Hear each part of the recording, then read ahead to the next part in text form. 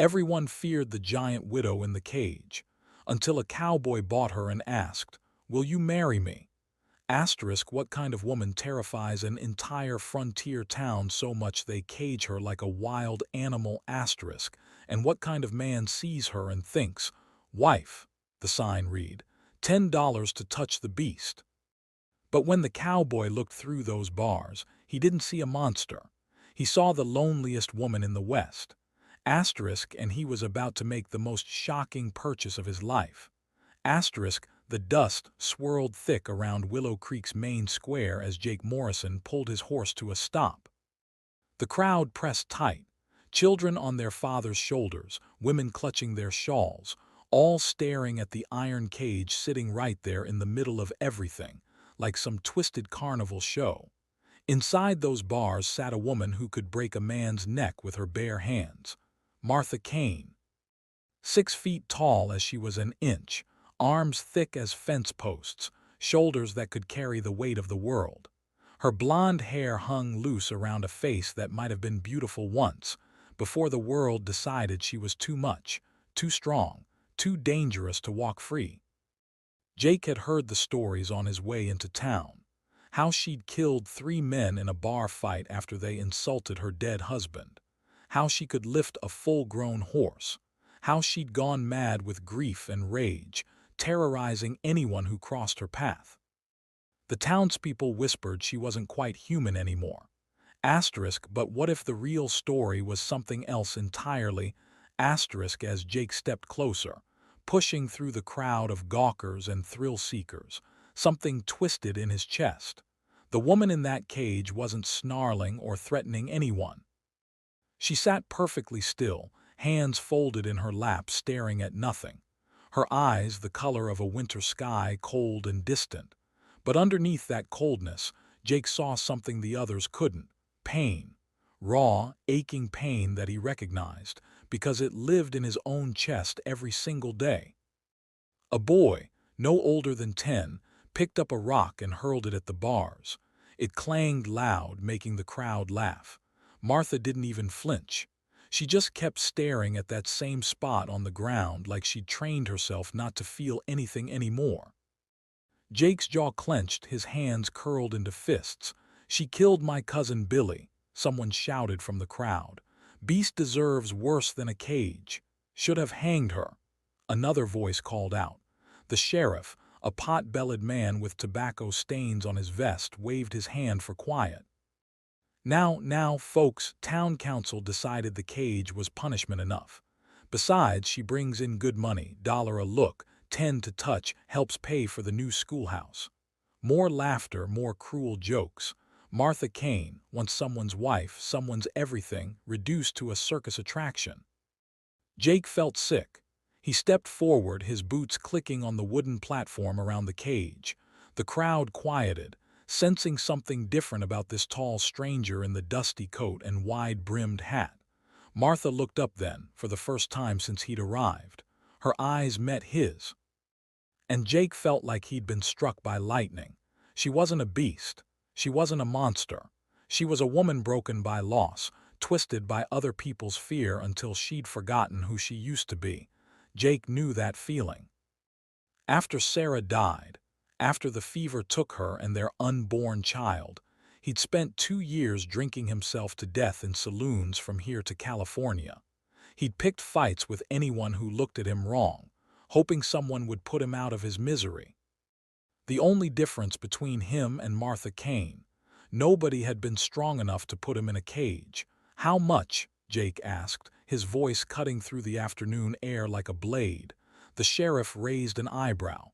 $10 to touch, like the sign says. "No."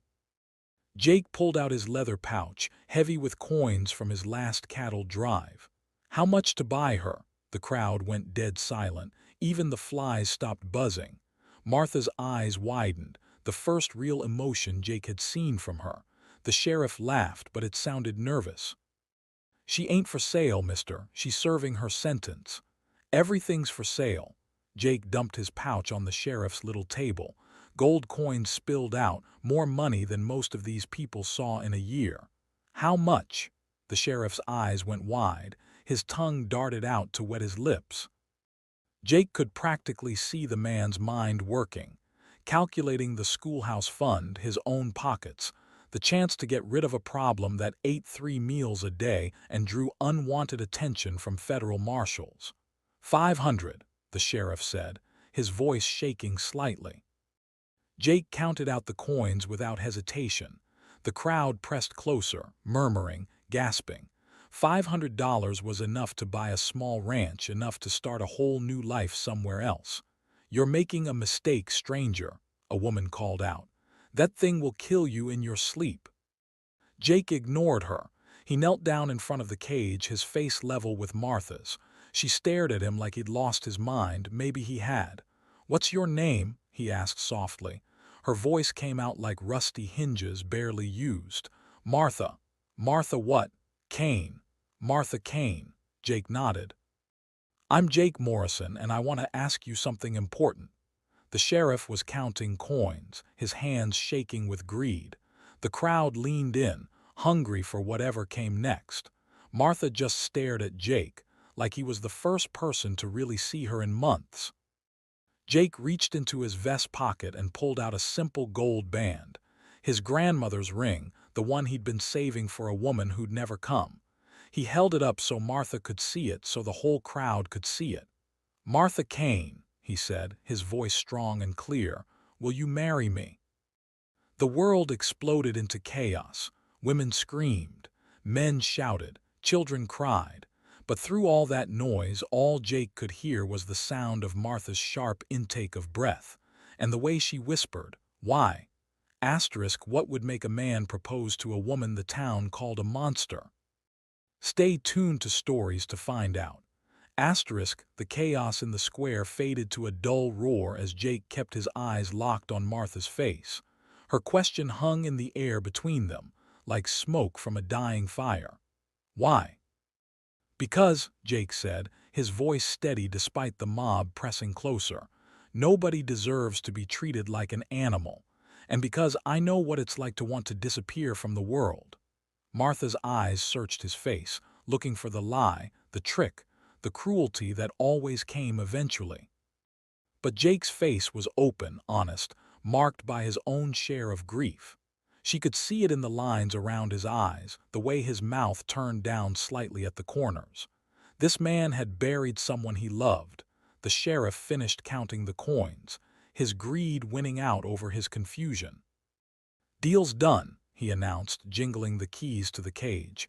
"She's your problem now, Morrison. Wait just a damn minute." A big man in a leather apron pushed through the crowd, the blacksmith, his face red with rage. "That woman killed my brother. You can't just buy her like she's a horse." "Your brother and his friends cornered a grieving widow in an alley." Martha spoke for the first time to the crowd, her voice cutting through the noise like a blade.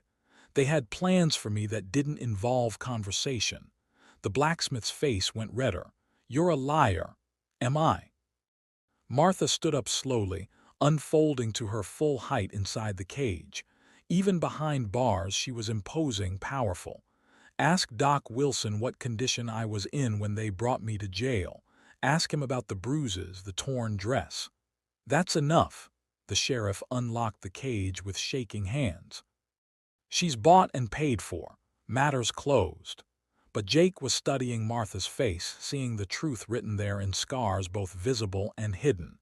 The men she'd killed hadn't been innocent victims. They'd been predators who'd seen a woman alone in her grief and thought she'd be easy prey. They'd been wrong. Martha stepped out of the cage slowly, like she couldn't quite believe the bars were really open. She was even taller than Jake had thought, nearly as tall as him.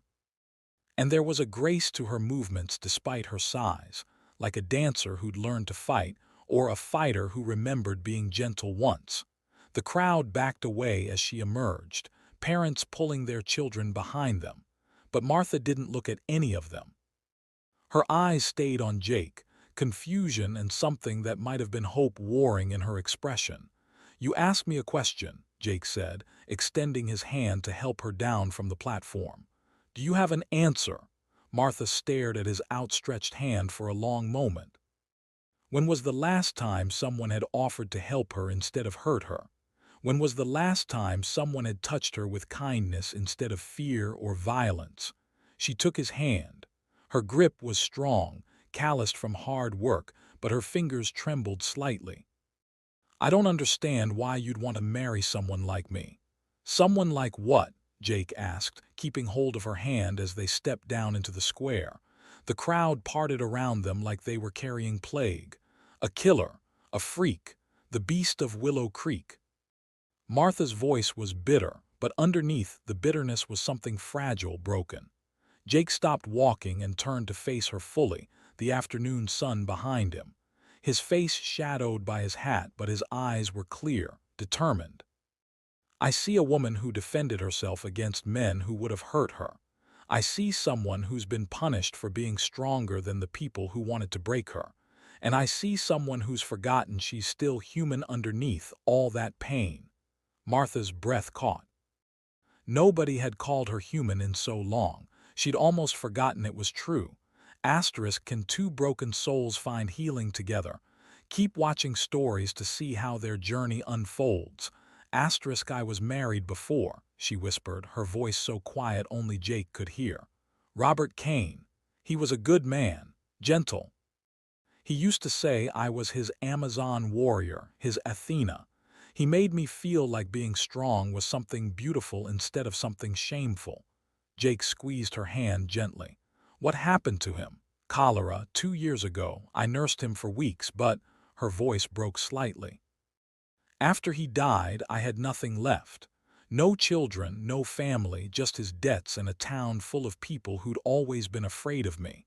When those men came after me, when they said things about Robert, about what they wanted to do to his widow, her jaw clenched. I lost control. You defended your husband's memory and your own body, Jake said firmly. That's not losing control, that's being human. The crowd was getting restless, ugly. Someone threw a clod of dirt that splattered near Martha's feet. Another voice called out for the sheriff to arrest Jake, too, for harboring a murderer. Jake felt Martha's hand tighten in his. She was preparing to run, to disappear into the wilderness rather than bring trouble down on someone who'd shown her kindness. He'd seen that look before, in his own mirror during the dark months after Sarah died. The look of someone who believed the world would be better off without them. Martha, he said urgently, I meant what I said, the proposal. It's not charity and it's not pity. I'm asking because I think we could help each other remember how to be alive again. She stared at him, searching his face for the lie she was sure had to be there. You don't know me. I could hurt you. So could I. Jake pushed back his coat slightly, revealing the gun at his hip, the knife on his belt. I've killed men, too, Martha, in the war and after. I've done things I'm not proud of, but I'm tired of being alone with ghosts. The honesty in his voice, the vulnerability he was willing to show in front of this hostile crowd, cracked something open in Martha's chest. A warmth she hadn't felt in 2 years began to spread through her ribs. If I say yes, she asked quietly, what then? Where would we go? No town will have us. Jake's mouth curved in the first real smile she'd seen from him. I know a place. My grandfather's ranch up in Colorado Territory. Isolated, beautiful, mountains, meadows, sky for miles. Big enough for two people who need room to heal. Martha closed her eyes, trying to imagine it. Peace, quiet.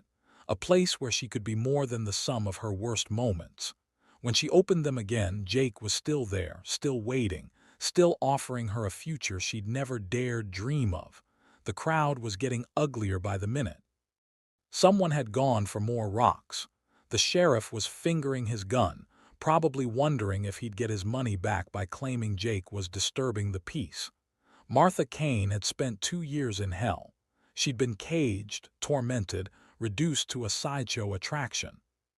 She'd forgotten what it felt like to have choices, to have hope, to believe tomorrow might be better than today. She looked at Jake Morrison, the strange, kind man who'd seen her at her lowest point and somehow found her worthy of salvation.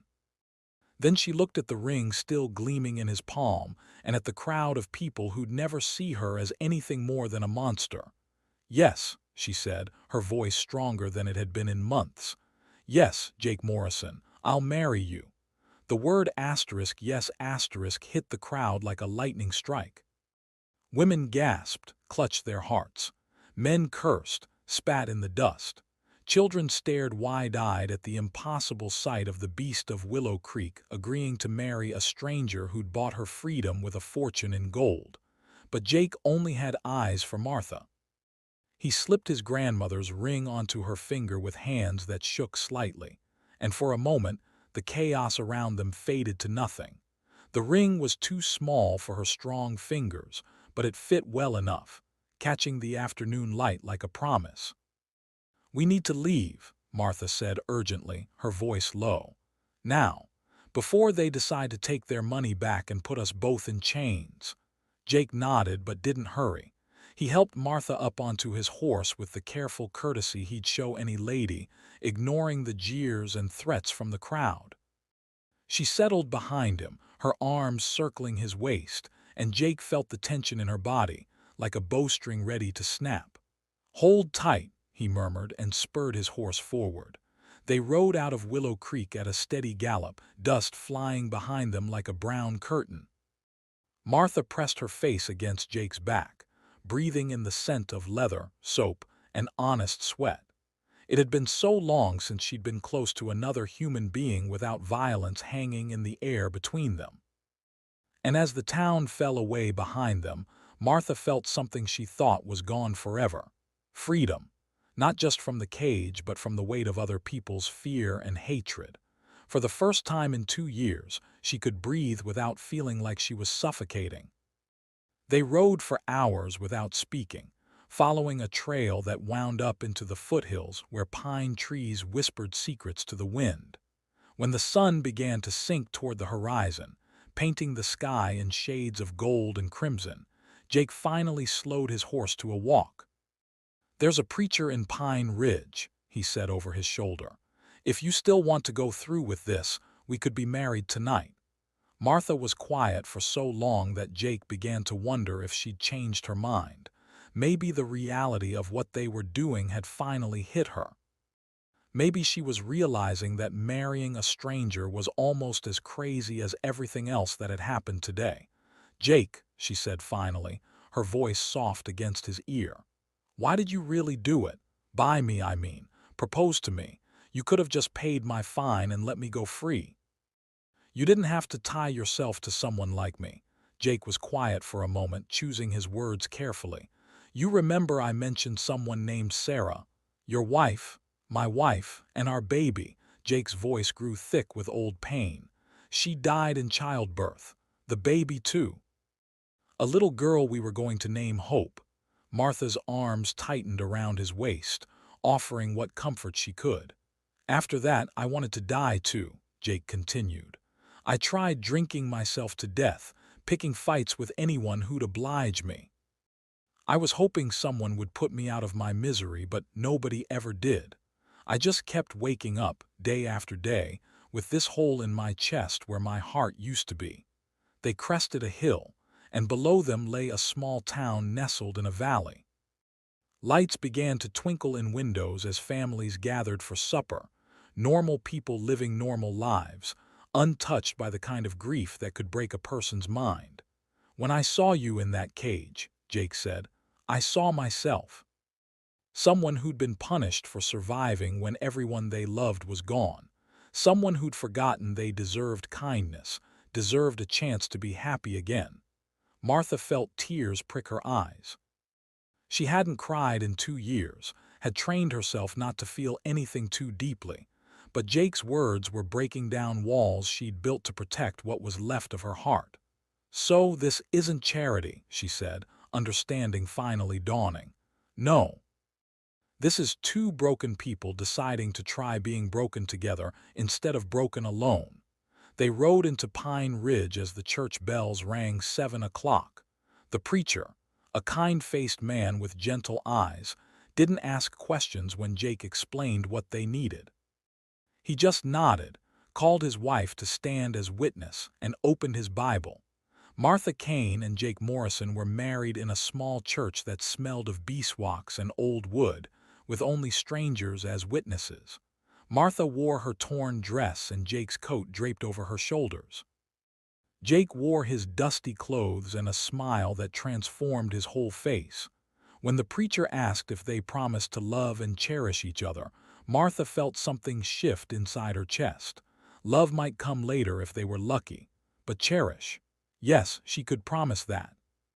This man had seen her at her worst and offered her his best. That was worth cherishing. "I do," she said, her voice strong and clear. "I do," Jake echoed, slipping a second ring onto her finger beside his grandmother's. This one fit perfectly. When the preacher pronounced them husband and wife, Jake cupped Martha's face in his hands and kissed her gently, carefully, like she was something precious instead of something feared. It was the first kiss she'd received since Robert died, and it tasted like hope. They spent their wedding night in a hotel above the general store, in a clean room with a real bed and curtains on the windows. Martha stood by the window, looking out at the mountains silhouetted against a star-filled sky, still wearing Jake's coat over her shoulders. "Are you afraid?" Jake asked softly from where he sat on the edge of the bed, giving her space, letting her set the pace. Martha considered the question.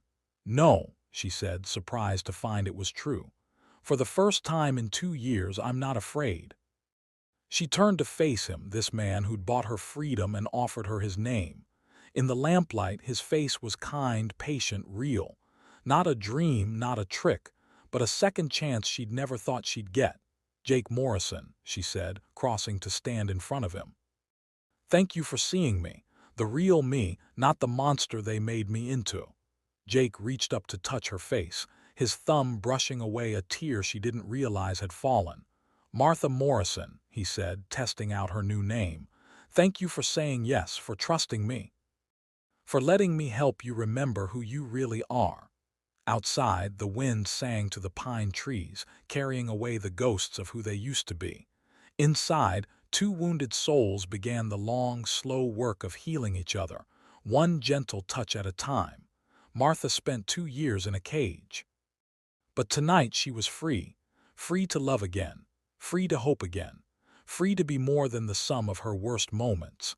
And Jake, who'd been lost in his own kind of prison, had found his way back to the light by helping someone else find theirs. They had a long road ahead of them, up to that ranch in Colorado, where they could build a new life together. There would be challenges, setbacks, moments when the old pain tried to drag them back into darkness. But they wouldn't face those challenges alone. Sometimes salvation doesn't come from above. Sometimes it comes in the form of a stranger who sees your worth when the whole world has decided you're worthless. Sometimes it comes as a simple question that changes everything. "Will you marry me?" And sometimes, if you're very lucky, the answer is yes.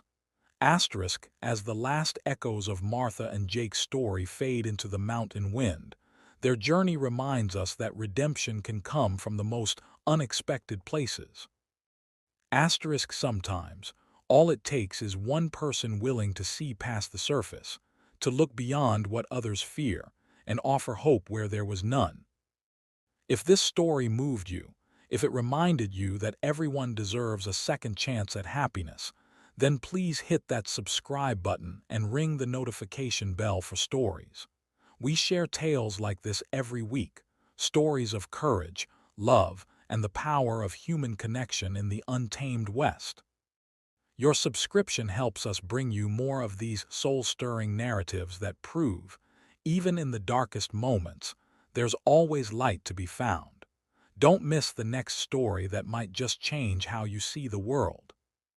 Subscribe to Stories now, and let's continue this journey together to the heart of the American frontier, where broken souls find healing, and love conquers even the deepest fears.